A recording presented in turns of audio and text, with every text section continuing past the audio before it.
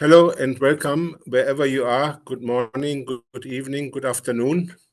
I'm Reinhard from UBI Lab Leeds, and I would like to welcome everybody to our eighth and final online discussion, Basic Income for the Arts in Ireland from Pilot to Permanent, with the Irish artists Alicia Doody, Shane Finnan, Tycho Curran, and Lauren Conway. I would like to start with a caring society of free people requires a universal basic income. If people experience care through a basic income, they are more likely to care about others, their environment, and nature. If people receive a basic income for their subsistence needs, they are free to choose how to contribute to society, for example, as an artist, without fear of poverty. The Irish government has announced a permanent basic income scheme for artists to start in September this year because of the successful pilot. Our artists will discuss this change from pilot to permanent tonight. We have invited originally a representative of the National Campaign for the Arts in Ireland, which was in the announcement, but unfortunately nobody was available to participate tonight. I would like to provide some general guidance to our session. I would like to say that we provide a respectful space where critical and civil questions are encouraged. However, we will not tolerate any disrespectful comments. We have a chat section for comments and questions, and I would like to ask you to put a queue for question in front of your questions so that they can be easily found in the chat. You can also find the timeline of our event and useful websites in the chat. I would like to inform you, as I already said, that this event will be recorded and published online at UBI Lab Arts YouTube channel for further use. As I already said, in case you have any concerns, please raise them or let me know by email. The organizers of our event are the UBI Lab Arts, UBI Lab Network, Basic Income Ireland, and UBI Lab Leeds. And I will briefly present the UBI Lab Network and Leeds and provide an introduction to our topic. UBI Lab Leeds is part of the international UBI Lab Network. And I would like to thank the UBI Lab Network for the technical and organizational support of our event. So thanks a lot to Johnny. The common goal of our network is the advocacy and achievement of a basic income for everybody as a social foundation. Therefore, we call it universal basic income. Our reasons to advocate for universal basic income, or in short, UBI, it can provide a safe financial floor for everybody. UBI can help to address the social and ecological crisis in our world. UBI can promote innovation, creativity, entrepreneurship, social and political participation of citizens. UBI can help to transform the structures of our society based on hierarchies and power to networks and care for each other, care for nature and future generations. UBI would mean a guaranteed income, a guaranteed amount of money for everybody, and therefore the empowerment of people. We think that the basic income for the arts program in Ireland is an important step in the right political direction. Therefore, we are very happy to host the eighth and final event, Basic Income for the Arts in Ireland from Pilot to Permanent.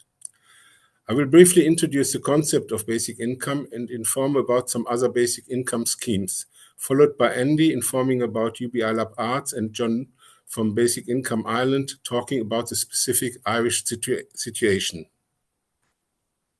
Sorry, I just got lost in my script. The following may be a repetition for some of you who have joined our previous sessions, but I think if there are newcomers, so it's useful to repeat it again.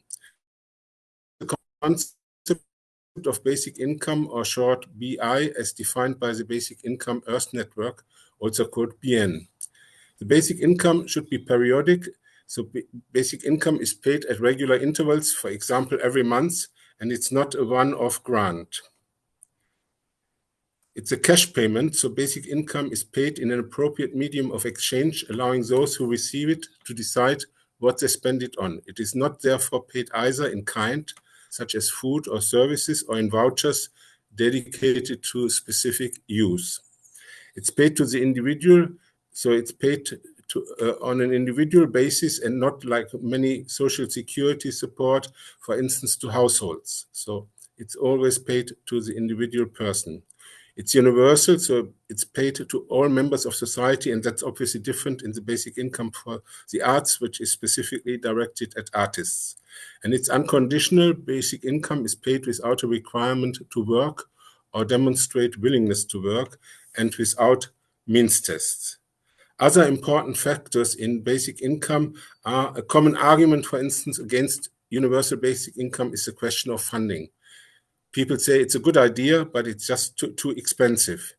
Therefore, it's important to understand that UBI is just a redistribution of money in society. It is not spent on material resources such as the funding of health or education services.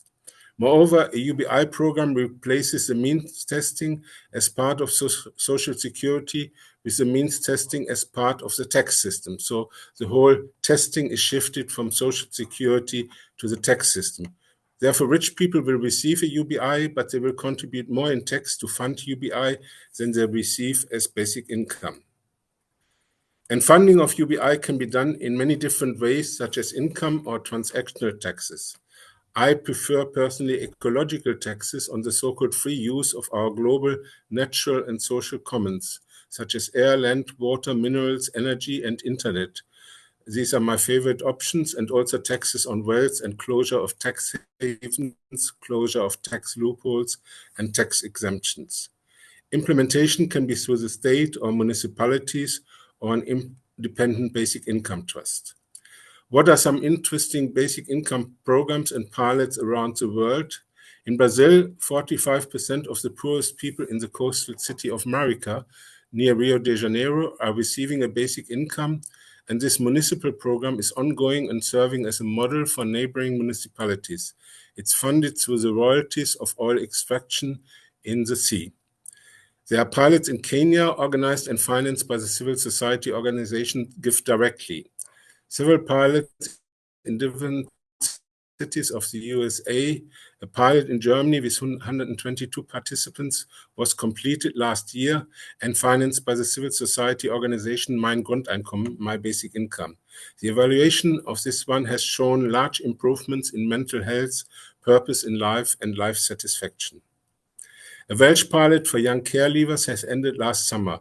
The pilot proved popular with 97% of young people who were eligible taking part, and the evaluation is ongoing. The state of the Marshall Islands in the Pacific Ocean has introduced the first national basic income paid by a sovereign wealth fund, which is partly financed through US compensation for the destruction of the Bikini Atoll because of nuclear testing.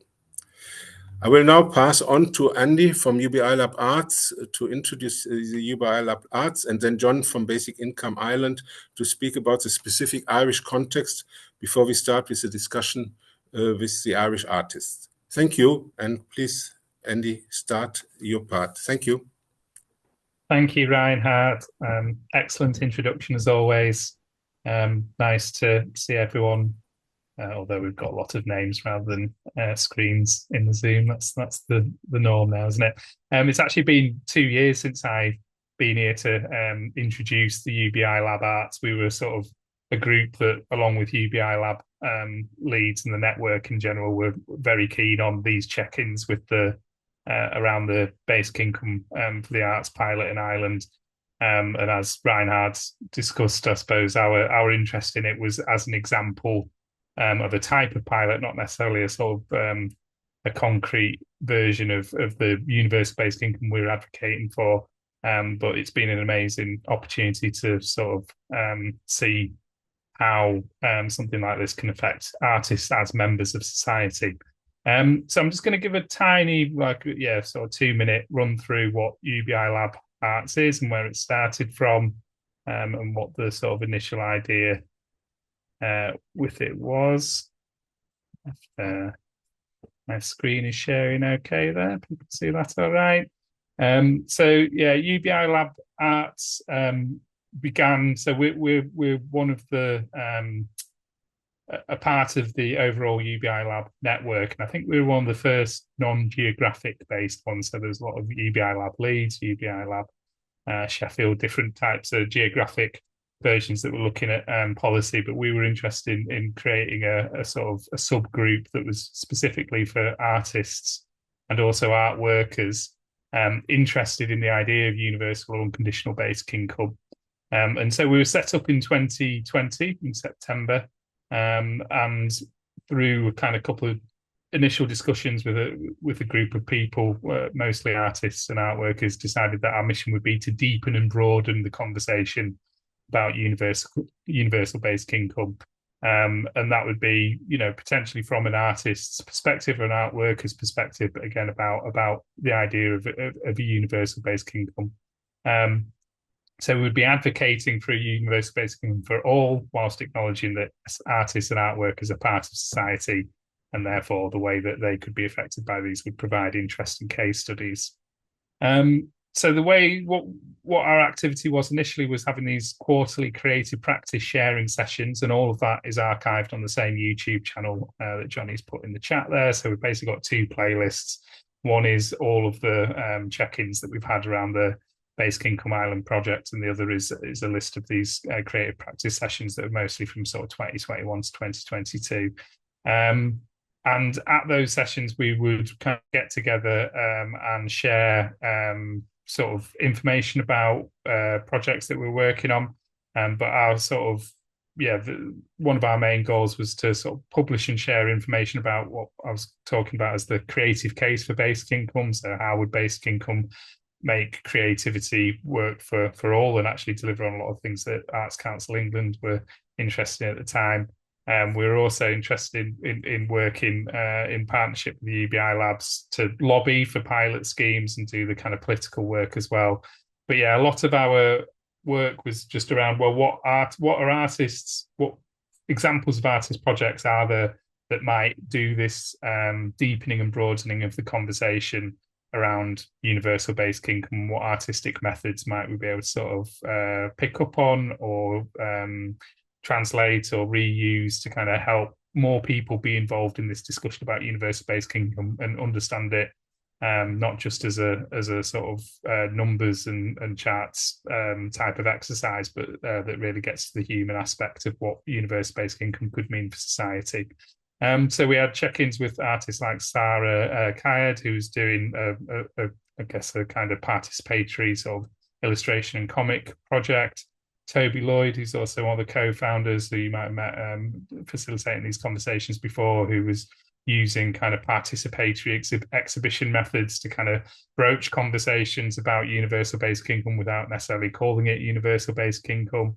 My own project was a virtual reality video game called Lootopia, which was set in a kind of a utopian version of Luton where universal basic income's been implemented.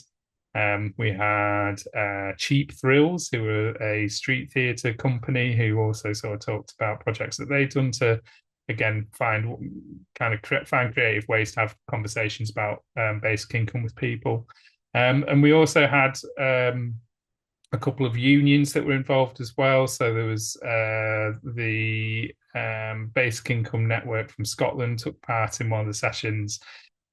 We had the Institute of Radical Imagination, Emanuele Braga from Italy, who was talking about their manifesto that they wrote about arts for universal basic income. And also Basic Income Canada Youth, who were talking about projects that they'd done, kind of articulating the stories of people that had received basic income as part of pilot schemes that had happened in Ontario. And we talked to a couple of unions as well, Art Workers Italia, and also the Scottish Artists Union as well, about what it would mean for them. So, as I say, that was kind of our initial activity. And then as soon as the Basic Income for the Arts pilot started in Ireland, we've sort of focused on working with UBI Lab Leeds and also the UBI Lab network in general to check in with artists, and I'll be facilitating the conversation later on. But yeah, anything you want to find out about UBI Lab Arts, I think the YouTube channel is the best place to have a look for it. and I'll pass over to John. Great. Thanks. Thanks very much, Andy. So I'm John Baker from Basic Income Ireland. I'm going to give a very brief summary of the pilot current situation and our broad assessment of it. So as most of you know, Basic Income for the Arts pilot program ran for 3.5 years from October 2022 to February 2026. The pilot's stated purpose was to assess the impact of what they called a basic income style payment on the arts sector. 2,000 recipients were selected randomly from over 8,000 eligible applicants. They received an unconditional €325 per week, treated as taxable income. There was a control group of about 1,000 other arts workers, and all of the participants reported regularly on various aspects of their work and lives. And the Department of Culture has issued 5 reports on the impact of the program. All of them showed very positive results for both the well-being and the artistic practice of the recipients, and the final report is still in preparation. Now, last October, the government announced that the program is going to be made permanent. But what that turned out to mean is that the new program will largely replicate the pilot. 2,000 recipients will be randomly selected from eligible applicants and will receive €325 a week for 3 years, after which a different 2,000 recipients will be selected for another 3 years. Participants in the pilot will be permitted to apply for the first round of the permanent scheme. After that, recipients in one round will be excluded from applying to the next round. Data will continue to be collected from the recipients, but there will no longer be a control group, so they'll be of somewhat limited use. And in addition, the recipients will be audited to check that they continue their work in arts and culture, so it's a little less unconditional. The deadline for applications is already passed, but the new recipients haven't yet been selected. Since that announcement of permanency, there's been extensive media coverage in Ireland and abroad, praising Ireland for its decision to make BIA permanent. Some of it may have stemmed from the impression that all Irish artists would be getting basic income, but others seem to know the details of the new program, but still think that it's a major breakthrough. But is this what a successful pilot leads to? A cycle of projects that reproduce the pilot? One might have thought that a successful pilot would be succeeded by a program that extended to all artists for their entire careers. So Ireland's new permanent basic income for the arts is the most minimal permanent implementation that you could imagine. The large number of artists in the pilot for whom basic income was a lifeline that alleviated depression, anxiety, and material deprivation have been thrown back into the hard times that they temporarily escaped. Within Basic Income Ireland, we continue to see Basic Income Ireland, Basic Income for the Arts, as a program that demonstrates the benefits to people of a regular unconditional payment. We recognize the value of its being made permanent, even in this very limited way, but we continue to call for its extension, not just to all arts and creative workers, but to everyone in Irish society. The challenges of precarious work, the burdens of unpaid care, the struggle to make ends meet, the indignities of the social welfare system, the need for radical responses to climate change, and the disruptions caused by artificial intelligence, to name just some of the issues we face, require bold solutions that go well beyond supporting 2,000 people for 3 years at a time. A basic income, not just for the arts, but for everyone. Now, before handing back to Andy, I just want to express my thanks and those of Basic Income Ireland to the artists who have been at the center of this whole series of events. You've been incredibly generous with your time and energy, and we really appreciate that. And we'd also like to thank the UBI Labs who initiated these events, especially Johnny, Andy, Toby, and above all, Reinhardt, for managing it all and keeping us all on the road. It's been a great collaboration, and I hope we can do more in the future. Thank you very much. Thank you, John. And well, I'm sure Reinhard will also say some big thanks at the end. But yeah, thank you for excellent introductions and information and context from Basic Income Ireland, both you and Anne. It's been, really, yeah, as you say, a great collaboration so far. And well, who knows? We'll continue with these, basic income art reunions every 6 months until the end of time. Make them permanent. So we're going to move on into the chat with the artists now. The questions we've got some sort of, they've followed a similar format each every 6 months, just because we're sort of trying to get an update on where people's heads are at. So you can maybe also introduce yourselves in very briefly in the first response to the first question, if that's okay. But as you know, we've got Shane Finan and Alicia Dewey and Tig as well. See on the course, yes, Tiger Curran as well. So the first question is just to see, well, how are you feeling? The pilot's finished in February. I think John's just given a very good overview of exactly what the context is at the moment in terms of this thing being made permanent, that we can get into in a bit later on. But maybe just looking back on the pilot with a bit of distance, how would you summarize, either having been a recipient or a member of the control group in Shane's context? How was taking part in it? How did that affect your well-being? And I'll open that up to anyone that would like to respond and give themselves a quick introduction at the same time.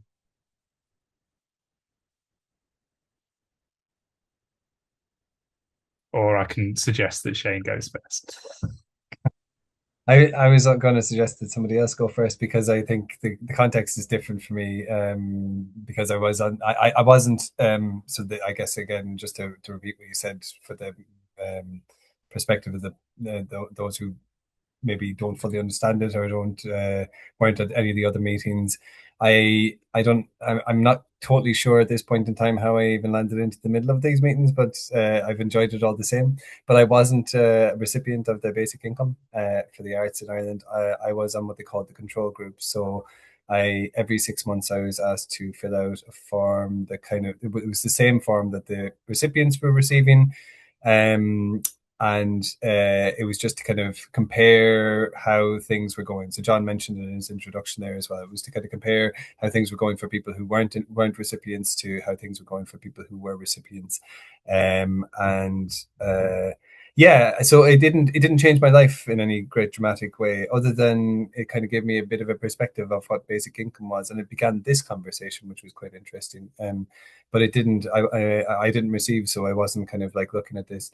I have to say, the only thing, and I've mentioned it before actually, but I will just sort of repeat it, that like in terms of how it affected my well-being in a kind of a more general sort of way over the course of 3 years. I think filling out the forms was quite a difficult thing to do. And again, I've said this at past meetings, because it was kind of a reminder of like actually where, in terms of like how social science expects boundaries of like poverty and general well-being and the general state of life to be, that a lot of how I live sits quite a lot beneath that. It's not exactly something that I kind of notice or pass much heed of all the time, but it was having that reminded over and over again was kind of a difficult thing to sort of go through. And it became part of this conversation. But again, then I suppose there's some sort of benefit to the idea that something gets extended through that as well. So, and I put in my application for the next round. So who knows, like, but it's kind of funny what John's talking about there, this idea of the next round. But like, part of me is kind of like, oh yeah, no, I hope I get it, but also I like, everybody should get it. So, and it should have been extended for the people who are already there. So I feel kind of like it doesn't feel right. There's something kind of like unsettling about the whole thing, that like, even if I was to get it, I don't know if I'd be celebrating it in any great sort of way, because it feels like it just wasn't quite the right continuation that was supposed to be. That's kind of a summary of where I'm at.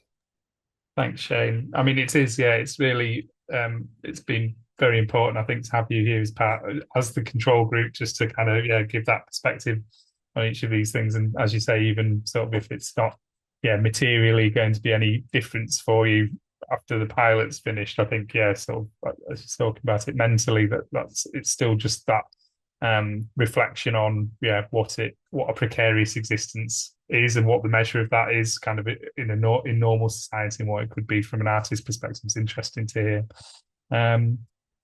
How about you, Alicia? Would you like to go next? Yeah, I don't mind jumping in. I was actually looking at Shane. I was like, go on, Shane, you can start this off. Um, you said something interesting there around the surveys, and I said very early days that behind those surveys I felt pressure to perform in a particular way, pressure to answer in a particular way, or the question of how it was being perceived as a data set. And I'm relieved to not have to do that anymore. I'm genuinely relieved to not feel as though I have to document every hour of my day in anticipation of a survey that's going to come 6 months from now. And I'll have to face up to all of this data and what that makes me feel, whether that's productive or unproductive, usually unproductive, and how I'm quantifying what I'm doing. I feel much more productive since it ended, funnily enough. And I don't know where that, it's just a general well-being. I feel lighter for not having that pressure on me anymore. Materially, I mean, I've always said this, I've remained in employment, although I took a part career break in the middle of it. I did return to my teaching post in anticipation of the pilot ending. And so, things have just sort of rolled on for me in much the same way. So I wouldn't feel that I could offer much in that sense. But yeah, it definitely feels lighter psychologically since I know. And I'm really upset about how they've gone about this new scheme, in the sense of, like, even the sense that you're being audited, like that to me, it just, alarm bells went up immediately, like that pressure. I was like, do I even want to go through that again? Is the money worth it for how that made me feel? That was a big question for me. So yeah. And then obviously the conflicted feelings that Shane had, we discussed that at the very beginning. It was one of those things everybody felt. Oh, and I had the two feelings because I didn't get selected and then I suddenly got somebody's place because they were no longer eligible. So yeah, it isn't what it's meant to be. Thank you, Alicia. I mean, it sounds very, very complicated, and I think a lot of people would sort of be surprised almost to hear, this is why we're having these chats, that, yeah, you feel lighter for not being part of it because of the, as you say, the sort of the pressure to perform or to kind of to understand what the weight of what that monitoring was, which I think, I'm sure if we're going to go back to definitions of universal or unconditional basic income, it was obviously, that was the difference with this pilot, is that, yeah, even just the reporting on it and the reflecting on it made people feel like there was a condition attached to it. But yeah, also that, yeah, you had the foresight to kind of to make sure that the practice that you had previously kind of continued and the teaching works well, which we can maybe talk about in a bit more detail in a second, because it'd be interesting to see how it's affected the practice. What about you, Tig? How are you feeling? How's your well-being? Hey folks, I'm feeling good. I'm feeling a bit tired today. I didn't sleep so well last night, but um, I yeah, so I was a recipient of the basic income monthly payment for the 3.5 years, I guess, in the end. And um, I mean, I guess I was thinking about the forms there when Alicia said that, and I realized that I'm still filling out. Not that I'm still filling out the forms, I'm still writing down hours that I spend doing things. I was like, I was just going to think I'm crazy. But I did find it. I found that part interesting, actually, kind of writing down what I actually spent my time doing as opposed to what I thought I spent my time doing. Um, and I have found that to be a useful exercise in some senses. I didn't feel a pressure to perform as an artist, though I think that idea of performance and doing the thing when you need to do it is an interesting thing. But I did feel that I had been very fortunate to receive the basic income, and in that sense, I felt some pressure to give something back, and I did end up kind of volunteering my time um, to various good causes, but in particular working with the Artists Trade Union here in Ireland, and that I could at least try and help out some other folk, and I guess you know, advocate more actively for basic income for as many other people as possible. Um, and I was thinking, how did I end up in these conversations? I think Shane convinced me into it. Maybe he told me there'd be sweets or something. But here we are. But it has been interesting. I think Shane said as well that I had a vague idea of what basic income was, but these conversations and falling in with this basic income crowd has really I've learned a lot, I guess, and not just about basic income, but yeah, it's been eye-opening. And yeah, I can echo what Alicia says, that the new scheme is very disappointing in a lot of ways. But I think and others think, I think that maybe better to have something on the books that has the basic income name on it, and that maybe we shouldn't have been too surprised that a Conservative government took a Conservative approach, but that maybe a more useful government in the future might be able to make something more useful out of something called basic income for artists. That's great, Tag. So yeah, I mean, I think that's a really a good point as well, which I think we will get into a bit more about how just even getting the language out there or the terms around basic income into public usage, what the value in that could be, and whether it's muddying waters or whether it's something as you put very well there, that like people are then able to, once it's on the table, you can adapt and move it in different ways. But in terms of your sort of your well-being after the pilot and sort of moving forwards, you generally feeling okay about how things are going forwards with your life. I'm kind of keen on hearing a bit more about just how it might have affected each of yours, or what type of artwork you've been making, or the practice that you've been working on over the last sort of 3 years. And I guess that even for Shane, in the context of this happening in Ireland and that now being a kind of backdrop for creative activity, has it affected the type of work that you're making, either in terms of how you approach doing it or what it's for? I think there'd definitely be a question about whether for those people that received it, you felt that the quality has been able to be improved, or you've been able to approach the practice in a different way. But maybe, Tiger, you could start with that, seeing as you're unmuted. Still unmuted, yeah. I don't know. Yeah, I guess well, I'm still making the work that I was making 3 years ago in some senses. And has the work changed? It's kind of hard to quantify in some senses, because the timelines for these things can be long and drawn out, and things that you were interested in 5 years ago pop up again, or something you lay down and you find a way to finish it. Obviously, having time is a big luxury, and anything that affords you a bit more time, be it be it a basic income that means you have to work less at something else, or take on less other gigs, then that's obviously there's that benefit.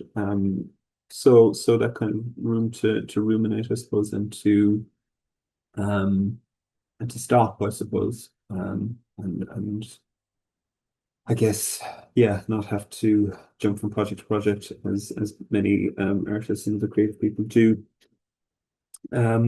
So yeah, but formally, the work is still, mostly things that look like paintings, things that hang on a wall. I'm working a large video installation now at the moment, which I actually, as the basic income was starting to wrap up, I was like, I must finish that now while I'm effectively getting paid to do it. That's how I was thinking of it. And so that is culminating now in an exhibition next month. So that's all I've been doing for the last couple of months. It's just working on that. So I'll be glad when it's done. So yeah, I think there's been signs of improvement. So let's see how the rest of it goes. Nice. And how about you, Alicia? Did it sort of, yeah, looking back at the journey over the last 3 years, has the practice been affected in any way? Yeah, I mean, unequivocally, absolutely. And Tide nailed it. He said time. Time is everything, it's gold. So, or rather, it's gold dust. Sometimes there just couldn't be enough of it. So, I suppose the other side of that I'd like to add as well is just the collaborative relationships that have emerged out of these conversations, which have afforded me opportunities. So, I'm working on a collaboration with Shane and some other artists at the moment, which has been really, really great, and that will continue for the rest of this year. And I don't think that would have occurred if it weren't for these conversations. So thanks for pulling me in on that one, Shane. And then just being able to say no to things or not jump from the frying pan into the fire to go from project to project. I think I've become a lot more reflective about practice and how I do what I do and why I do what I do.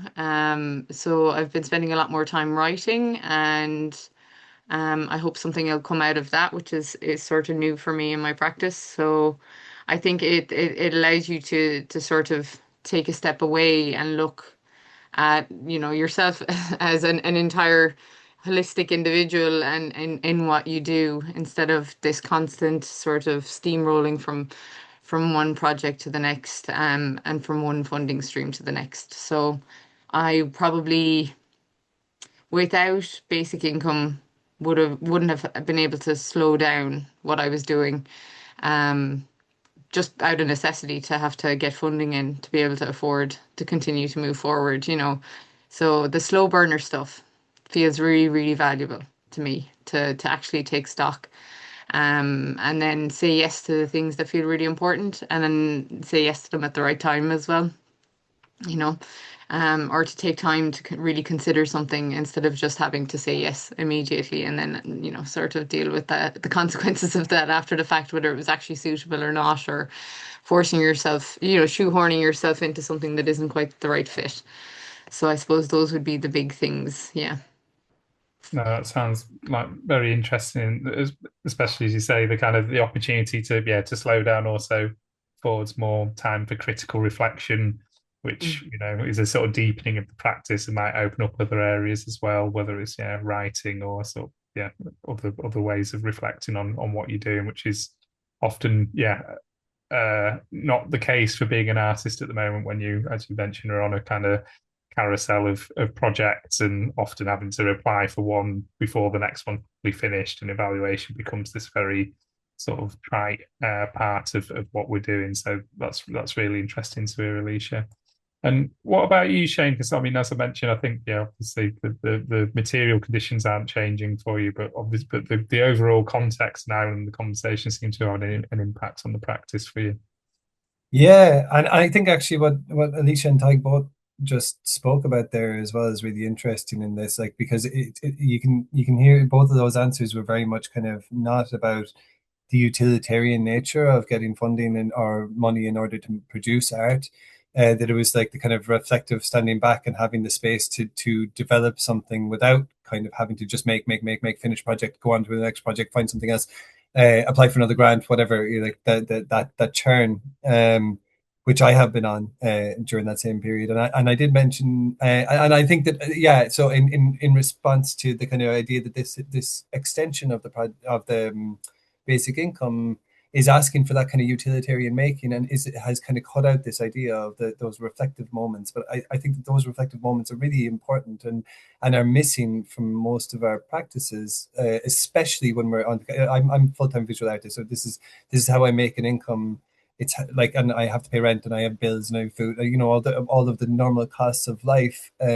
So I have to make, and I did mention before here on one of the past meetings, probably a couple of the past meetings, and I don't want to flog a dead horse, but I during the course of this, I took on a contract with an arts organization, and I knew it was wrong. I mean, I knew from the very get-go. I looked at the contract and I said, the way that they're approaching this is we're not going to see eye to eye. But I also couldn't refuse the money, and it was that one of those moments of maybe somehow I'll make this work for myself. I'll make it, but I knew it wouldn't. And then I went into the project, and of course it didn't. And it was just painful, and it was a really long project. And it was, I mean, I almost ended up stepping out of it, but it was again the desperation and the need for rent and all the rest of it, like made sure that didn't happen. If there had been a basic income, I wouldn't have even considered it. The contract would have been out the window straight away, because I would have known that this was not the right thing, and I would have settled and trusted my instinct on that. And then that also would have maybe given room to kind of push back to the organization who would put this whole project together in the first place, and say, you've advertised this, but actually, like, a lot of the things that you've said there, they're not very, they're not really kosher, or this should probably be a little bit more like this. And that ability to push back wasn't there for me either, because I needed the money, and it was just that, it was that or something else. So yeah, so I mean, I do reflect on that, and I think about it. Right now, I'm so busy, I don't know what to do with myself. But I have a feeling, I don't know if this is a phenomenon that's happening in Ireland right now in the arts, because it seems to be something that I'm hearing a lot of people saying right now, or if it's something that's happening beyond here. But it does seem like artists are very, very busy right now. And sometimes I've been reflecting on this, and this is completely anecdotal and off the top of my head. It's not based on anything statistical, but I wonder whether or not the end of the basic income and the fact that people have had those reflection moments and have been able to kind of develop their practices a little bit is actually has led to something else. Or maybe that there's been an increase in funding or an increase in awareness of artists or something like that. Or maybe it's nothing to do with that at all, and I'm just assuming some sort of causal link. But I just kind of notice it, like, that people, I don't know if Alicia and Tiger are feeling similarly, but I definitely feel like it's a very kind of like busy, productive time right now. Yeah. Yeah, Alicia or Tag, is that, does that feel right? Is there kind of more art happening, or are artists busier in general in Ireland at the moment?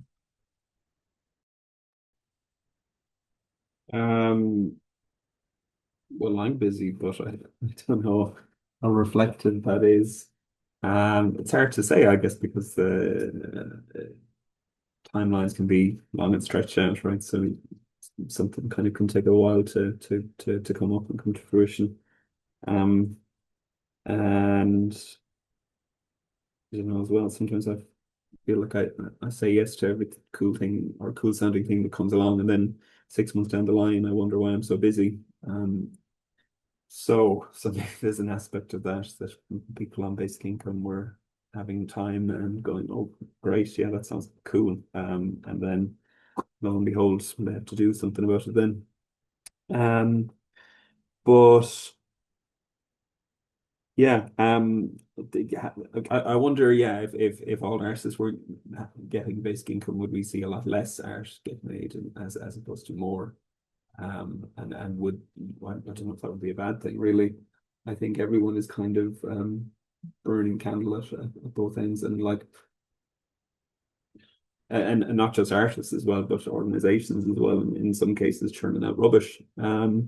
Or maybe that's a little harsh, but I think that there's sometimes there's a lot of activity to kind of, and I'm not just speaking about artists and organizations, but that kind of that situation, if you're like with a group of friends and everyone's talking and talking and talking, to kind of stop themselves from addressing the thing that can't be said. And if anyone stops talking in this a moment of silence, then people will have to, address the the great unsaid thing, and they'll have to get to the real thing, as it were. So I don't know, maybe people could do with a bit of time to stop and reflect. Maybe that's getting cryptic now, but No, I think it's a very good point, really. That, yeah, if something like a basic income allows for more reflection and more and slowing down and more time, then yeah, that doesn't just affect artists, but it affects the way that organizations are commissioning. It sort of shifts the where the power lies as well, and kind of giving people the autonomy or agency to sort of choose work, and it's all very, like really important stuff to hear about, I think. So, I mean, we've got probably like another sort of 10 or 15 minutes to talk about with you specifically, and I feel like you've started to talk about the new program, and maybe that's where people's heads are at as well. So we could sort of move into that. So I might go to you, Alicia. I mean, how do you want to sort of comment about how whether you feel like this new program will work, and if not, I know what you're identifying as kind of the problems, because you're beginning to touch on that earlier. Well, there's going to be plenty of chat around the new scheme, I think. And I know that there have been lots of issues with the application process. I have a particular bee in my bonnet, and I suppose it connects in a little. I'm going to tentatively try to connect it to what you were saying there, Tig, around the value and the quality bit, around how that was presented to us in application. So I've always classified myself as a visual artist with a social engaged practice. I've said that for a very long time, and in varying sort of ways of placing those words together. And part of that is working within community contexts, developing work that may never see a gallery. And in one particular instance of sort of proving your eligibility, you had to, be able to show that you had developed work that had been shown in a gallery. And it very explicitly said, in brackets, community arts venues don't count, basically. Which for a social engaged artist or a participatory artist or anyone in that world may or may not have had, you could have done loads of projects that never would have qualified you in that capacity. So that's just my one little gripe. I mean, there are plenty of things to pick over, but like there's really good art that's being made that maybe isn't to be classified as quality art, and then there's art that's being shown in galleries that maybe, like what is that doing to art for us to be trying to put it into boxes like that? Sorry, I'm just going to let that go. Yeah, no, that's an incredible sort of insight into how it's being measured. So basically you have to have a show in a certain type of gallery or exhibit in a certain type of space in order for the for the artwork to be qualified and sort of prove that that you're working at the level that you ought to be a recipient of that. And as you say, that's kind of in a world where art has become much more diffuse and doesn't happen in sort of gallery space all the time. That seems a little out of sync. Are there any other sort of points, Shane, you kind of seem to want to? No, I was just going to say I don't think that's a gripe at all, Alicia. I mean, I think it's a really, really genuine concern, and one that a lot of us had when filling out that form. And I definitely, I mean, I struggled with that too. And it's not, I have track in different areas. I knew that I could complete the form in the way, because there were other options, right? You could put in like a successful grant or a residency or whatever. Like, there were a bunch of different things that you could put in, but there was something about the way that was phrased that it devalued work that I've done with museums and libraries and community spaces that like, and I was really kind of a little bit taken aback with it, because I was like, sometimes that's the work I would feel is the more important work, not the one that went into the gallery or the museum, or the kind of the art gallery, technically the art gallery. And there were other things too with the application form, and we were talking about this yesterday. Like on the original pilot, there were things about how people wouldn't be excluded because, and I don't remember the exact wording, but it was along the lines of people wouldn't be excluded because they had been on a career break because of, for example, taking care of elderly parents or children or something like that.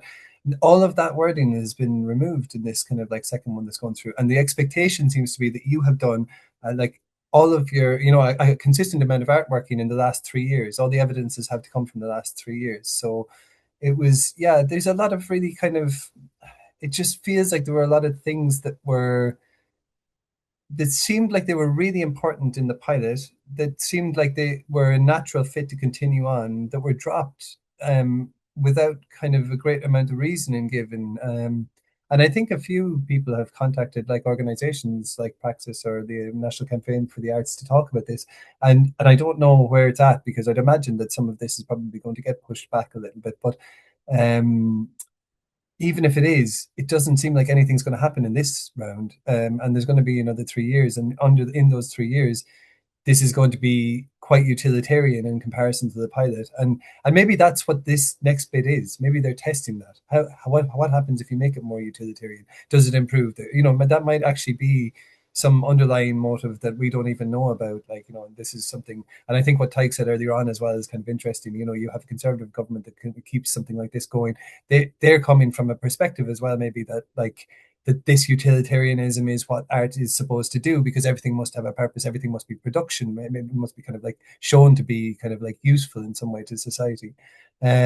So maybe we see how it plays out. But yeah, no, I definitely I don't feel, my point is, I don't feel it's a gripe, Alicia. And actually, I think that a lot of us as artists were kind of quite upset by the way that it was pitched in this second round.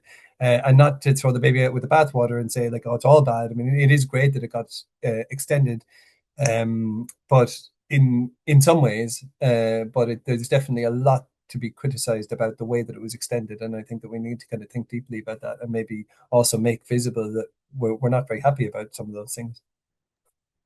Great, Shane. So yeah, just so I'm clear on that, the kind of the bits that have been missed out in the new application process seem to be more about, from what I'm understanding what you're saying, more about the sort of the care for the artist themselves and kind of understanding their position and their roles, and it being about a kind of, which is unusual given that the clear sort of benefit was the well-being for the recipients as much as it was about the as maybe you're talking about it, the utilitarian aspect, which is the improvement of the practice and the kind of and maybe the economic benefit or the social benefits of that as well.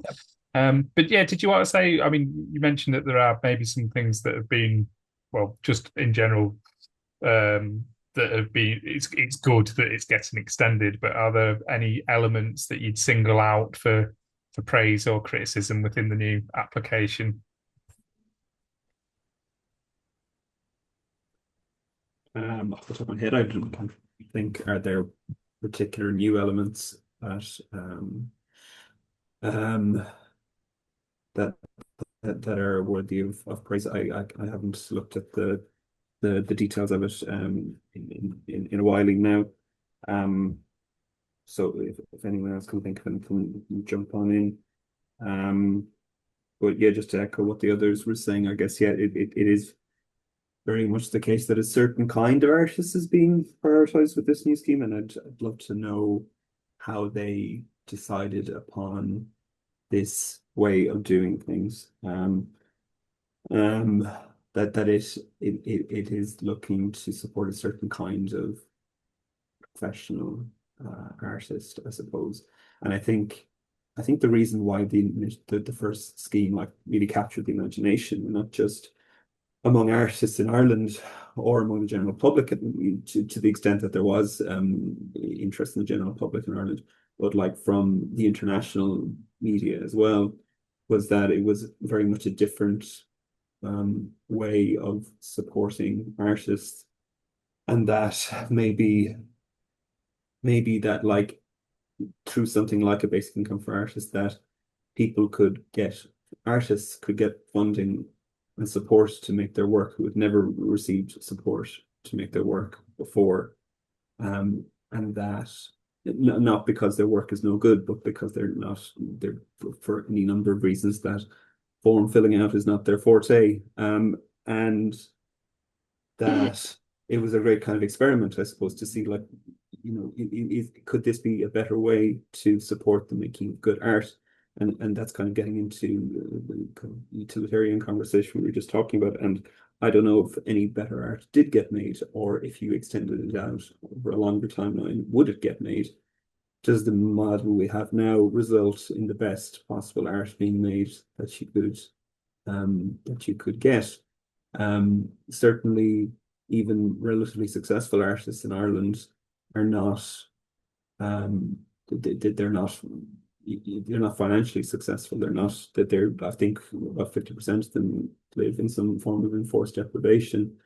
30% of the basic income recipients were still living in some kind of enforced deprivation. So um I'm going all over the place a bit there, but yeah, yeah. So this new scheme is narrower, I guess. And as you say, feels like it's sort of pinpointed at a certain type of practice and a certain type of improvement around the what art is and what it should be doing. What about you, Alicia? Do you think there's a shift in emphasis on the new Yeah, well, I mean, scheme? it looks to me if it appears that they ignored the majority of the really positive outcomes that people on basic income were were receiving. You know, this improvement to mental health, the general improvement to well-being, the financial security and what that afforded people, and they've shifted tack into, well, how can we make better art? And so, you know, the questions for the new application felt very much directed, as Tyke has identified, at a particular type of artist that could maybe allow the government to say, look at what this scheme has done for the arts, as opposed to what we can see from the reports that have already come out, which is how much the Society of Artists that participated in it, their lives were improved, you know. And I think that's really frustrating because it undermines the argument for universal basic income. It to me, it's taking us further away from it. So from everything that I've learned about universal basic income and its benefits in the duration of this entire scheme and all the conversations that I've been really lucky to have, it felt that this new basic income sort of was a step away from that, which is really, really frustrating. It almost feels like it shouldn't be called that. Yeah, and actually, sorry, can I just jump into something as well? I don't know if you know either you know the answer to this, but there's as well. I know within this the new scheme they're talking about you have to kind of like show that you're still making art and that like that this is going to be part of the reporting process. But did they say anything about what happens if you don't manage to show that? Do they withdraw you from the scheme? Like, was that written down anywhere? Does anybody know? I think That's so. definitely the implication of it. Yeah. It's the implication, yeah, right? Like, yeah, which is kind of. I mean, there's also that's a quite a. I mean, you talk about the spirit of a basic income. That's like the total opposite of the spirit of a basic income because the financial security depends then almost entirely on you meeting a requirement that somebody else is seeking, and what that requirement is might be very shifting sands. Like it could be much more kind of stringent than we know yet, and that we don't know what that reporting could look like. I mean, I suppose if the audit is looking and there's going to be crossover between the two things, but if the audit is looking to see if you are still working as an artist, that's one thing. If it's kind of like, have you made 10 paintings this year? That's a different kind of thing. So and there's crossover I, that and I guess also like are you still in the country? Are you still I know mm, before that like it it this this isn't a ticket to an easy life, as it were. Mm. That there's still quite a lot of work to kind of get yourself up to the minimum wage if you are on a basic income. But I know like people who were on basic income and maybe say left the country to do whatever they want to do. Like Lauren, who will have been in other conversations here with us, when she went off in the autumn to do her master's, she gave them a call and she was bumped off by the end of the week. So yes, they they audited in that sense. Aaron just appeared on the screen there, just as you said that. I don't know if you knew Great. she Hi, came in. Lauren. We were just Yeah, talking about hi that. Lauren. Sorry, I think I'm not sure if we've got the timings mixed up, but we're just sort of coming to the end of the artist chat as well. But I mean, it would be interesting just to get your perspective. So you've actually finished you're no longer on you missed the end of the final payments because you took on work or a role outside of Ireland. So there was a condition applied to it there. But yeah, we're just about to sort of talk a bit about how, well, maybe what would you be lobbying for? Where should the emphasis go back to? If it's going to be part of a conversation about what the new version should look like, the new program should look like, where would you say the improvement should be made? Yeah, it'd be good to hear from you, Lauren. I don't know. I was a bit cautious about maybe saying something definitive about that, because I think I've been, I guess, not as in the loop with the new version of it this time around, and I know there's been kind of a lot of interesting things being made, but I suppose like just speaking from my own perspective, like what the basic income really did for me as a young person, I guess 21, 20, 23, I think when I got it, was like, it was just a real chance for me to really make a go of it, and to just dedicate myself to my work and kind of like almost like do an experiment on myself of like, what could I do, if I really was able to, give all of my effort to my work. So I suppose, and like that worked out kind of extraordinarily well for me, in terms of like a career vantage point. Like, none of the stuff I would be doing today would be possible without having that basic income support, and that's like the absolute truth of it.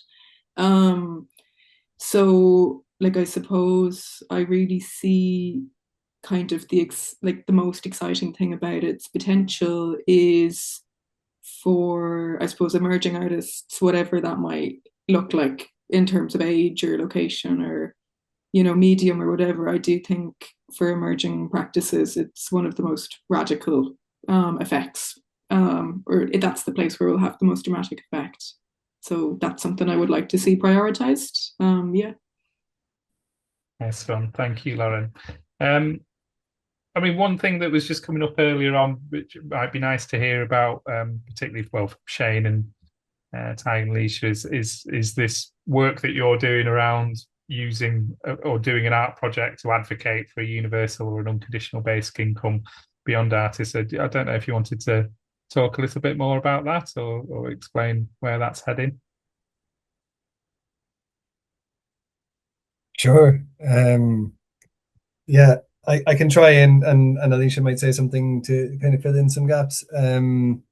Somewhere in the middle of these conversations that we had here, these 6 month get-togethers, we very early on, actually, I think we started talking about how it would be great to to bring in the idea of universal basic income, because we did talk a lot about kind of other precarious workers. The idea that this was rolled out for the arts didn't seem like it was totally right. We liked the idea of universal basic income, and then John and Anne from Basic Income Ireland started to join these meetings, and then outside of here, Alicia and Tig and I and Evelyn Broderick started to meet John and Anne, and we put together a couple of online sessions last year that were just themed around care and well-being, and not trying to kind of labor the point about universal basic income so much, but trying to get to universal basic income via another path, and kind of think maybe more artistically about that idea, following in line from and very much inspired by some of the work that UBI Lab Arts Leeds have done as well. And then we started a conversation, maybe was it like 3 or 4 months ago, Alicia? And Mikhail Kutaya, who's also on the call here, joined in, and Evelyn was still there. Tig stepped back because he's busy with other things, and although probably will end up joining us at some other point. And we started putting together kind of with Anne and John also from Basic Income Ireland. We started putting together sort of a storytelling artwork. Do you want to talk about that, Alicia? Maybe I've talked enough there. You could do what we're doing now. Yeah, sure. Well, I suppose we were having conversations and we were trying to figure out, I suppose, how to make universal basic income a household topic or a term that could be like how would you have conversations about that, or what do people already know about it? Because one of the things that myself and Shane have mentioned is how we've learned so much. You know, the basic income scheme for artists came around and I hadn't an idea what universal basic income was. And identifying or knowing that that topic is definitely unfamiliar territory for lots of people in the country. How do you even go about campaigning for something like that? I suppose so. A lot of our conversations were like how to bring it to the table, you know, how to get it into people's mouths and how to start the conversations. So we're at very early stages of developing a sort of pilot just to test whether or not we could send out prompts and a recorder into people's homes and have them just consider universal basic income under general thematic areas that we've sort of identified. And we're doing that through using kind of quotations from participants in basic income schemes, and then, you know, making up our own kind of prompts to go alongside those and things like that. So we're early stage piloting something. It's really exciting.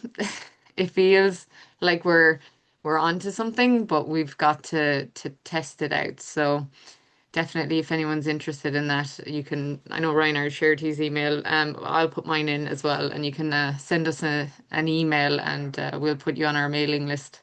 And we'll send you out our our deck of UBI cards and our prompts, and you can give us some feedback on what you think, and we'll just we'll see what comes of it. But it's definitely an exciting stage. It is really really funny that it kind of came right at the end though. Well, um, but it's kind of almost natural with this process as well sometimes, isn't it? Like, because I even think about how we've been working together and we've been meeting online because we're based all around Ireland in different places, and we've been meeting online like this, but the collaborative process has been meant, I'd say we probably, are we like 8 or 9 meetings in now maybe? And each one was like an hour in length. So it's quite and plus all the homework in between. So it's quite an involved process, and we've been, you know, and it's a good collaborative process, but it's one that kind of takes time.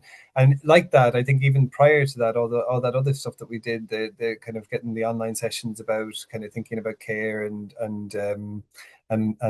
those other things we do, and these you know, these 6 month sessions, they were all part of a process of kind of like building up that rapport and understanding it. So it does, like, yeah, it came right at the end, but it's also only as a result of all the time that's gone into it over time as well. So. Fantastic, sounds great. And like you say, very good timing, because we've got to think with UBI Lab Arts what our next creative practice sharing session will be. So you've lined it up nicely for us. so we will meet Yeah. again. Yes, definitely. It's just exactly the right time. So yeah, we're sort of into the moment for questions or comments, or reflections from the audience as well. I'm sort of trying to keep an eye on the chat as well. I don't know if there's been anything specifically with a Q before it. Maybe I'll let Reinhard gather a couple of those. Just before we get into that, oh, go on, Reinhard. Yeah, I haven't seen any questions, but maybe Michaela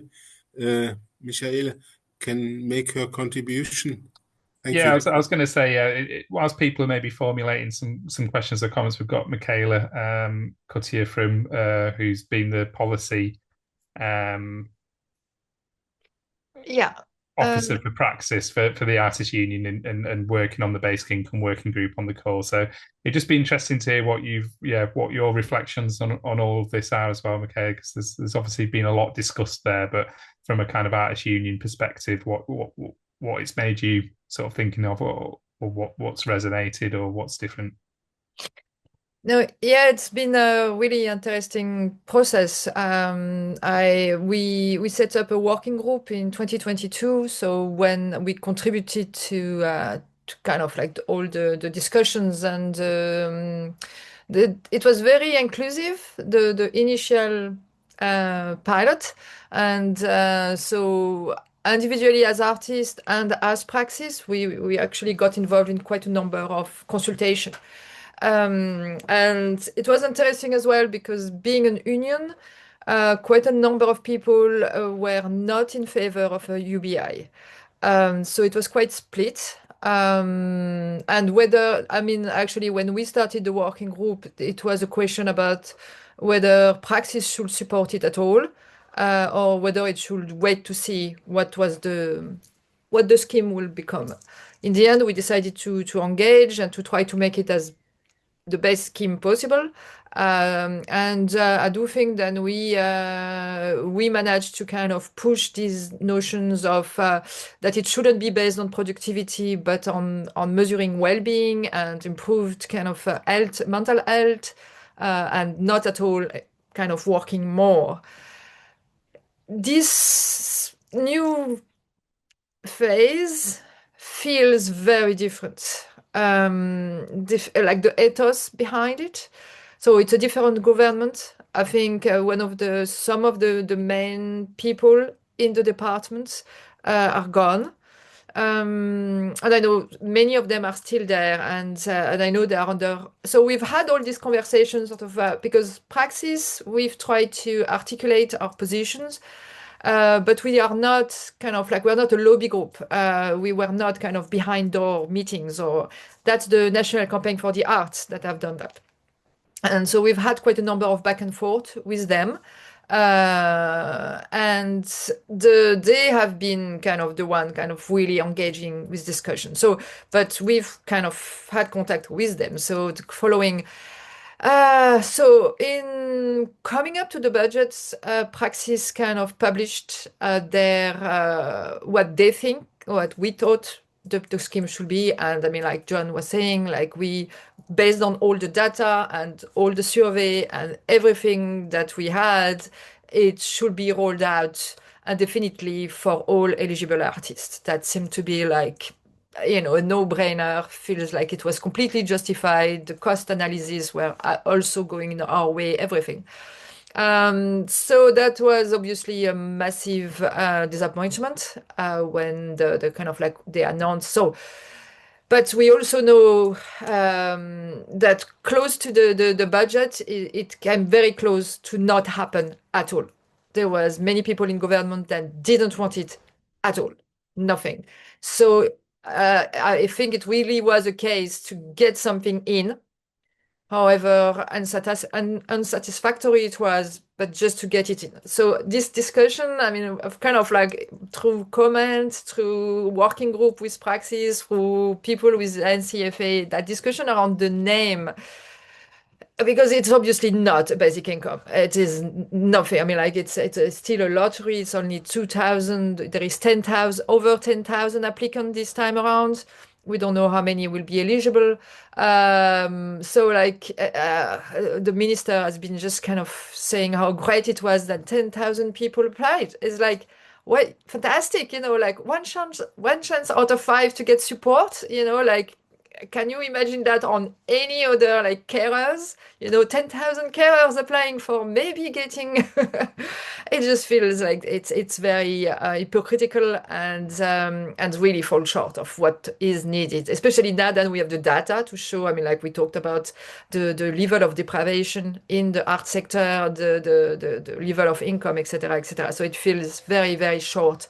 However, if we keep the name, maybe we can hold them to it, and that's maybe like what Ty was saying, is like maybe it will live up to it. So we will probably be addressing all the issues that has been discussed in a public statement with Praxis, because this narrowing down of the kind of criterias has been, it really changed the whole nature of because now it sort of sits halfway between a bursary application and kind of like a basic income. It feels like it's those that will be getting most support already that are likely to have most chance to be eligible. Because there is, so like for comparison, the last time there was 9,000 application, so I expect it to be a lot more like 20,000, I would have said. However, because like the criteria were much more strict this time, that's kind of like it's likely to be 10,000. But that's we don't know how many of them will be eligible. And I would say it's going to go down quite a bit. Yeah, so it's very not, and I mean, like it's been said before, it's very institution-led, whether it's through the Art Council, through or recognized art gallery, and very little about all those people that might be operating in various way in the art sector and that might need the support the most. So yeah, it's very not satisfactory. And so yeah, we will be, we are still waiting to see how many people applied, kind of like waiting to see what the numbers are. It's not quite official yet. And yeah, I mean, like there are massive issue. I mean, like we talked about, like the reduction to 3 years that really put people that for some reason had to take a break in their career out of the loop. It's very tight. It's and doesn't feel like it's feeling what it should have been doing. So yeah, that's it's a very useful kind of input, McKay, to hear what the kind of conversation at a union levels, what that's like, and definitely chiming with what we've heard from the artists as well. But I quite like this idea that to have something on the table that can be adapted in some way is better than nothing, and that's kind of, and it's so I guess the question would be, what is the next step in either getting the right version of basic income for the arts, or this transitioning into a universal basic income type lobby, or for other countries as well. Reinhard, is there any questions that you would like to pull in? Two people who want to ask questions and 2 questions in the chat. So I get one of them, Olaf, to unmute. I don't know. Olaf, can you speak? Hopefully, can you hear me? Yes, we can hear you now? Great. Yes. Thank you very much for this discussion, and thank you very much for the presentation. My name is Olaf Michael Ostertag from Germany, and I'm with a Basic Income Earth Network Executive Committee.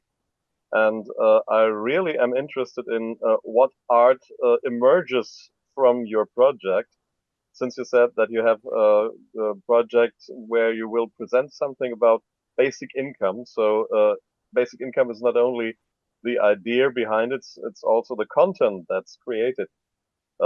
We at the Basic Income Earth Network, we always thought about 2 sources that foster the discussion about basic income. The one is the academic realm, and the other one would be the activist realm. But over time, we saw that there is actually a 3rd pillar of that conversation, which is the arts. So we're now thinking about introducing the arts into our discussion. And I would like to ask you whether you could show something of that in our Congress in Toronto in August, because there we will have a 60 minutes slot where we would like to discuss how arts could contribute to the discussion of basic income. And as you said, it would be the beaconing and the broadening of the conversation if we could have this talk. So I would like to invite you to get in touch and reach out so that we can talk about your presentations in Toronto too. It's a hybrid Congress, so you might also participate online. That's what my message for the day is. Thank you very much. Thank you very much for inviting me, for the possibility to be present here and to listen to all of you. And I really would like to continue our conversation through various channels. Thank you, Olaf. I'm sure both the Irish artists and other representatives from UBI Lab Arts would like to present. I think we did actually do something at a previous conference as well, so it'd be nice to think about a whole strand around that. But thank you for the invitation there. We're just a bit short on time, so is there another question lined up, Reinhard? I just wanted to kind of identify myself, because I was told about this meeting last night by a friend, just so I joined in. But I'm actually, sorry, Reinhard, I wasn't aware of the invite, but I'm actually a member of the steering committee of the NCFA. So I just wanted to identify myself that that I was here, but I didn't know. I thought that it was stories about just different people's experiences through the pilot scheme and stuff. But just I suppose to kind of put the NCFA's position in context. It's yeah, absolutely. The name is problematic. It isn't a basic income, but having the name there, as the lady before me was speaking, having the name there is the hope that it will live up to that. There is appetite within the department that it is expanded, and I suppose as we see it as part of our campaign, the campaign hasn't gone away. The campaign to expand is still there, to push for more people to get onto the scheme, and for it to be rolled out for all artists. Obviously coming from our own sector and our own field. But just speaking on the surveys and stuff like that, that was the gold that made the permanent scheme happen.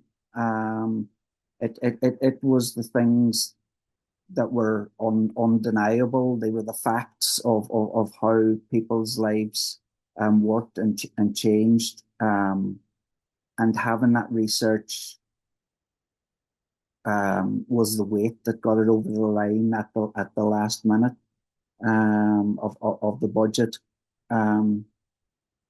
As the lady before me said, it wasn't going to happen on the Saturday night, before the Tuesday of the budget, and it was just got over the line in that form.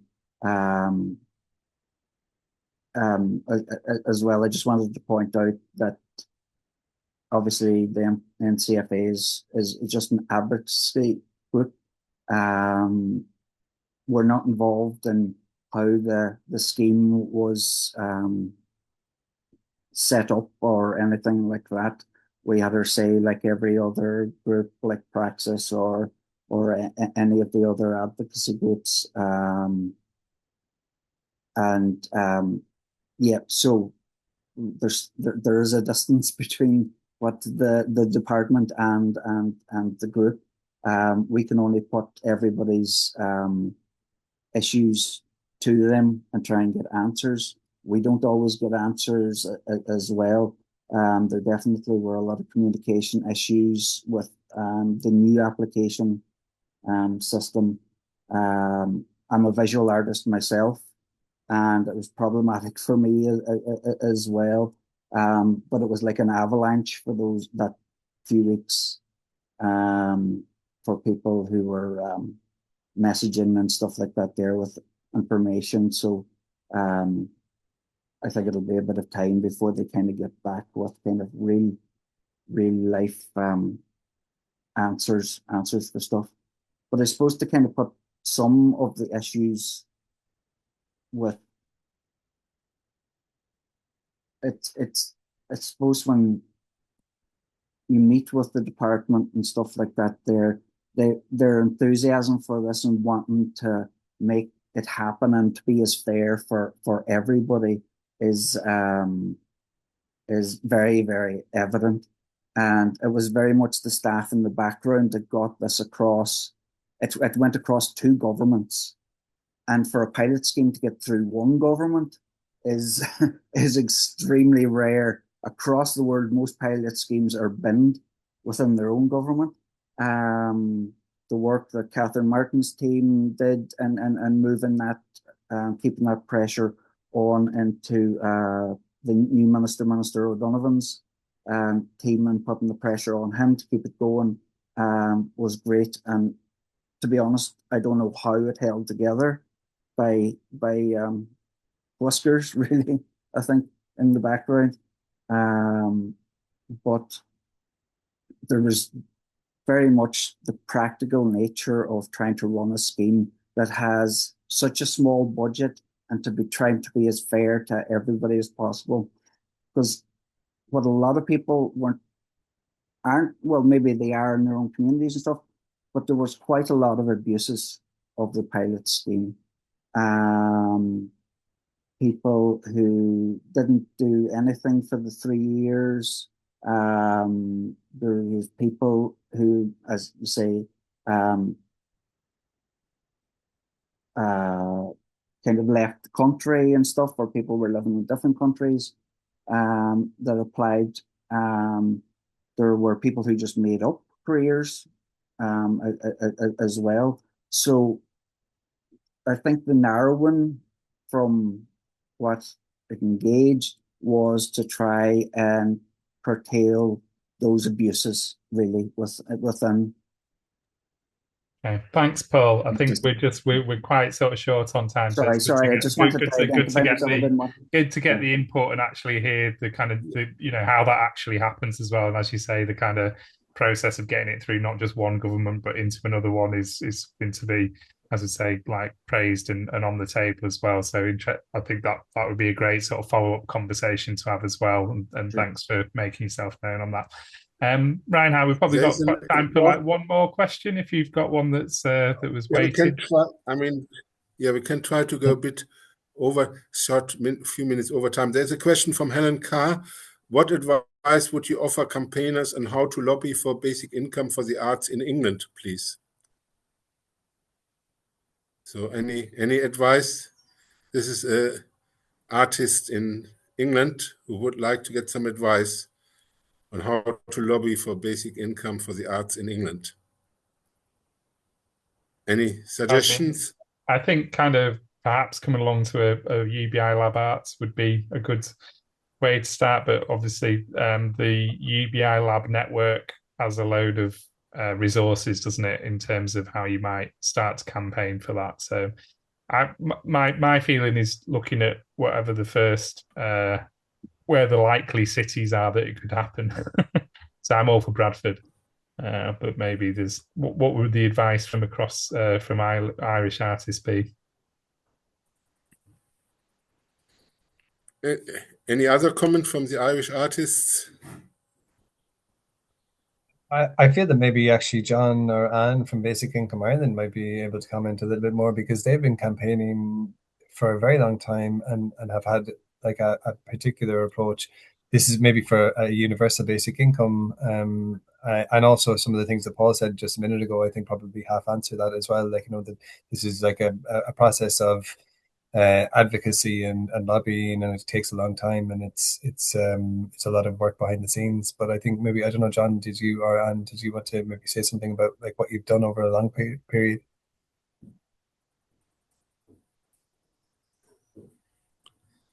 John, do you want to say anything? Well, I'll say something very, very brief. But if you look at the way this originated, it originated in a coalition government, which is something that might be on the cards in Britain after the next election.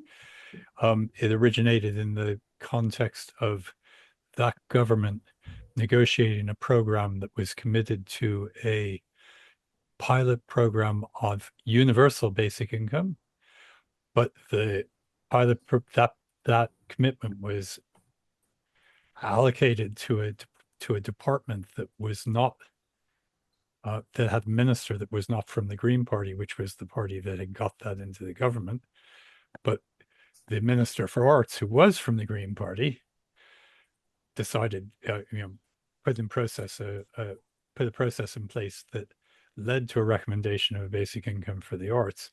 So you're talking about something that happened at government level through a coalition government, where one of the members of the coalition had a long-standing commitment to universal basic income, and where the only place that there was actually a political opportunity to introduce anything like a pilot on anything like basic income turned out to be the Ministry for Culture, and the minister from the Green Party that was in that department pushed for this kind of thing. So it's all, it's a good example of kind of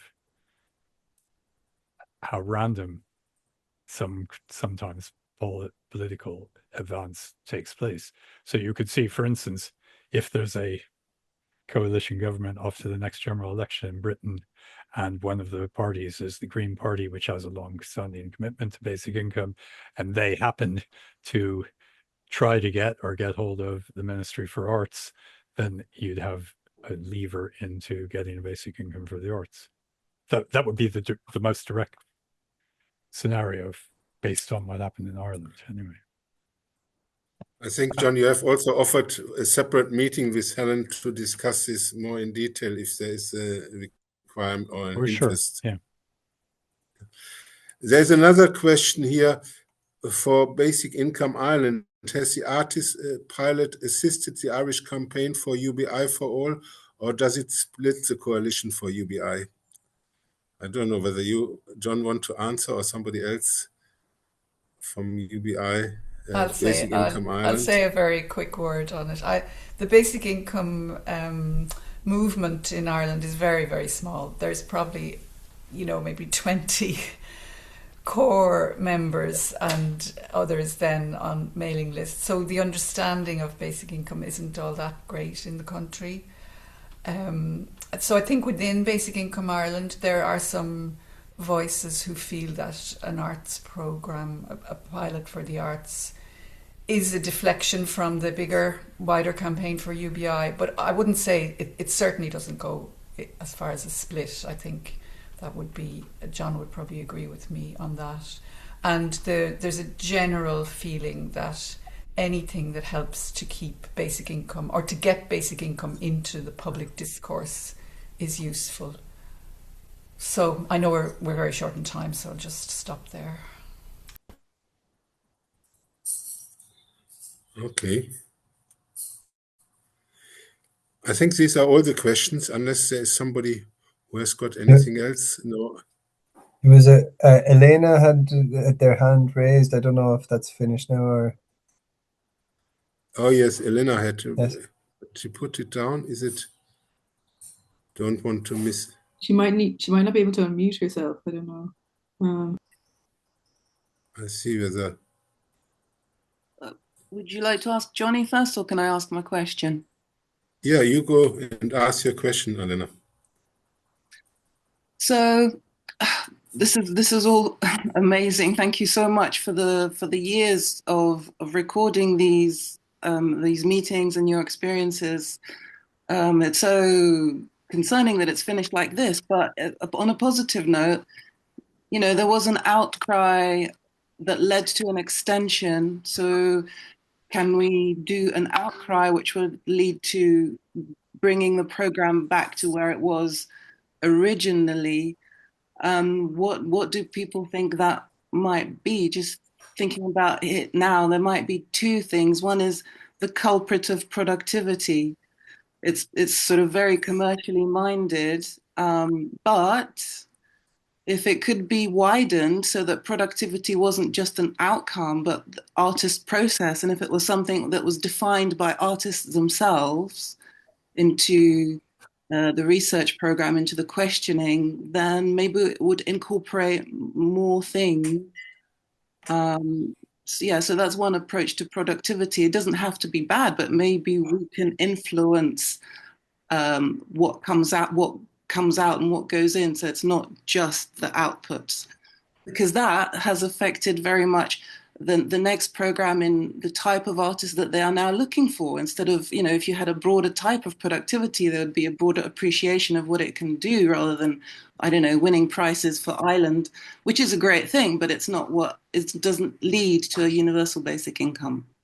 And the other thing is there any way of incorporating more people again into the trial? So more artists who work part-time but are also doing other things, who might also be carers. There's been mentions of different types of cohorts that might lead to universality, carers, farmers.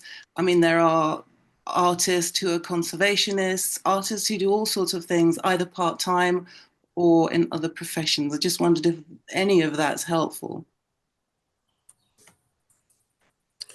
Okay, thank you, Elena. Anybody who would like to respond? My understanding was, my understanding was that artists, like 90% of artists, have other forms of income, like probably even more than that. But I think that's really interesting, the point you raised on like how, I suppose like practices take such varying points. Like that, I obviously joined the meeting late and I'm not super up to date, but that is, that's a very big concern. Like, yeah, I'm curious if people could speak to that as well. Just this idea of like, yeah, what type of artists, yeah, should be incorporated onto the scheme. I wonder if Paul could come in on that one. Actually, I'd love to get Paul's opinion on it because I suppose as somebody that was maybe there privy to some of the conversations around it, because I wouldn't know how to, like, I'd love a reframing because I've always talked about productivity being one of my biggest, my issues with it and how our time is calculated and even issues around it. I don't know. Can you still unmute yourself, Paul? You're trying to come in. I think you are unmuted. Try speaking. Hello, can you hear me? Yep. Oh, Yeah, you yeah, can. you're Right, I unmuted. don't know. Sorry. Yeah, you can work and get the BAA at the same time. You just have to, I suppose, meet the requirements of the scheme, which were quite broad. But and yeah, obviously there are areas. You're always going to get personal cases that just miss out on one point and maybe have meet others. But what I did want to say as well, it was just the research from the pilot scheme is being used in a general sense by other departments now to look at rolling things out possibly for for the agricultural sector and for seasonal workers. So they're looking at a UBA on those terms, but it's I don't know whether who has the answer. It could be this government, it could be 10 years down the line, it could be 15 years down the line. I think yeah, if that answers the question, you can work and Yeah, that's. I mean, I do think somebody even talked about that they are beginning a small scale pilot somewhere for farmers, which is going to. I mean, maybe it hasn't happened yet, but I know they came up yeah. at some point. Something else that you said, Elena, in the question as well was about like, can we define the parameters of what productivity is and push back a little bit? I think that's maybe one of the frustrations that we had that we were speaking about earlier on, is that we felt like we had actually defined those parameters through the survey responses in the first 3 years of the pilot, and kind of that those parameters did involve a lot of time that was kind of reflective and not time that was productive. Or sorry, productive in the sense of kind of creating things, because some of the reflective time is productive time, but it's in a different way. It doesn't fit within the kind of capitalist model of like what type of production we're looking to do. Whether we can push back on that again now within the scope of another pilot's this kind of more permanent scheme that's coming out, I guess that kind of remains to be seen. We don't know so much about what the reporting is going to be like, and what I mentioned there earlier on about, like, could you get put off the program if you weren't kind of meeting their requirements of productivity, or what would that end up looking like? None of that, all that is kind of unknown, and maybe until it becomes known, it's going to be difficult to know how we could kind of how we could push back as artists. But we do have good representative bodies in Ireland. National Campaign for the Arts is one, Praxis, the Artists Union is another, and Visual Artists Ireland for visual artists is another. And we can contact, and those people do lobby on our behalf as well. And I think that, like, we're quite lucky like that. I don't actually know the landscape really in other countries very well for that type of thing, but I do know that, like, for representative bodies and for advocacy in Ireland, we're quite lucky to have like a broad landscape and people who represent in different ways, which has been really successful because you get things like this out of off the back of it. So hopefully we would be able to kind of push back through those sorts of channels if we feel that it's being kind of like unfairly pushed in one direction or another in terms of what is perceived as productivity. I guess that's an answer. I hope that's an answer to what you were asking. Thanks, Shane, and thanks, well, for the great questions as well. I'm just going to point towards that Johnny's put in the chat there a link, just going back to that, advocating for basic income for the arts in the UK, that there's a link there to advocate for the policy in Manchester. So anyone that's interested in that can go to that. And maybe Reinhard, it's unfortunately it's time for us to draw draw the session to the close, isn't it? Yes, thank you, Andy. It's a bit of a sad announcement, but this is sort of our last event related to the end of the pilot in February and the start of the permanent scheme in the second half of this year. But as I think this discussion was extremely useful in the sense that, to make us understand that even in a pilot with excellent results doesn't necessarily lead to something better, but can actually be retrograde and actually lead to a sort of more performative so-called permanent scheme. And we have to struggle or fight to turn it back to something which is really, a real unconditional basic income, even if it's just for artists.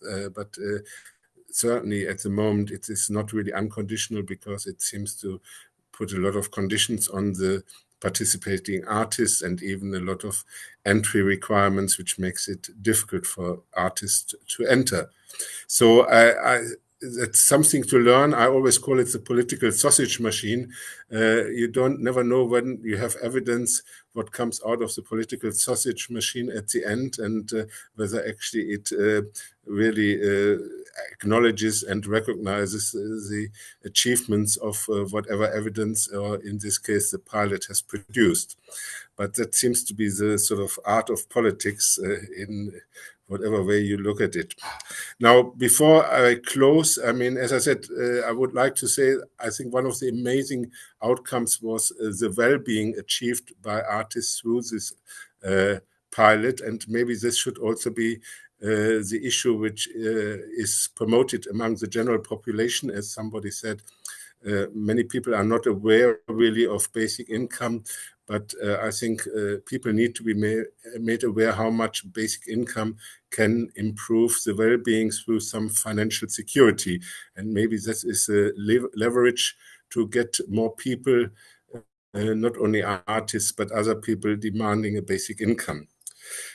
Finally, I would like to thank all contributors to our series of 8 webinars, especially our Irish artists, Alicia Doody, Shane Finnan, Tycho Curran, and Lauren Conway, who have shared their rich experience and insights related to the participation in the pilot scheme.